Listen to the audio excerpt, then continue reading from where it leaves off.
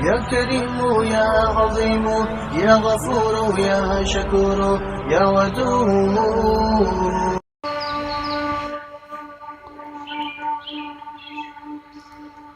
باجماعت نماز فجر پوری رات قیام اللیل کے برابر ہے۔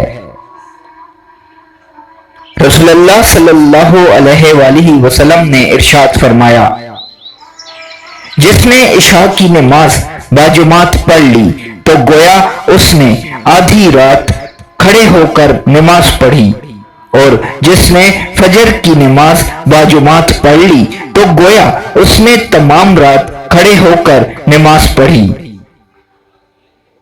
فجر کی نماز پڑھنے والا اللہ کے ذمے میں آتا ہے۔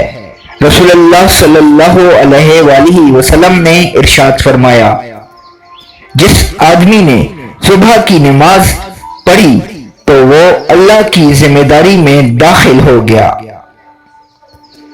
نماز فجر کے لیے مسجد جانا قیامت کے دن نور اور روشنی کا سبب ہوگا۔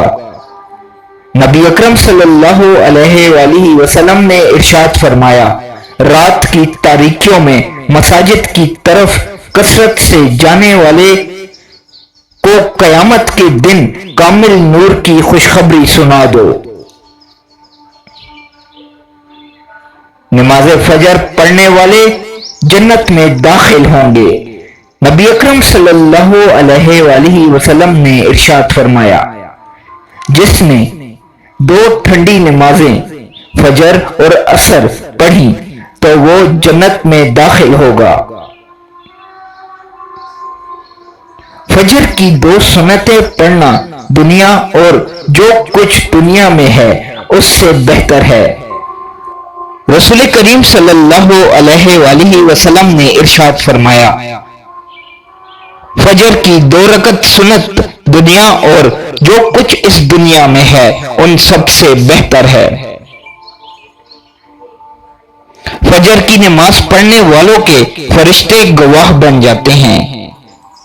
رسول اللہ صلی اللہ علیہ وآلہ وسلم نے ارشاد فرمایا، تمہارے پاس رات اور دن کے فرشتے آتے ہیں اور یہ عصر اور فجر کی نماز میں جمع ہوتے ہیں، پھر وہ فرشتے اوپر چڑھتے ہیں جنہوں نے رات تمہارے ساتھ گزاری ہوتی ہے، پھر اللہ تمہارے بارے میں ان سے پوچھتے ہیں، حالانکہ اسے تمہاری خوب خبر ہے۔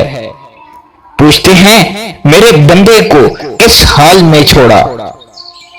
وہ کہتے ہیں کہ ہم نے اسے اس حال میں چھوڑا کہ وہ نماز پڑھ رہے تھے۔ نماز فجر رزق میں برکت کا ذریعہ ہے۔ نبی اکرم صلی اللہ علیہ وآلہ وسلم نے ارشاد فرمایا، اے اللہ میری امت کے لیے صبح سویرے کے وقت میں برکت دے۔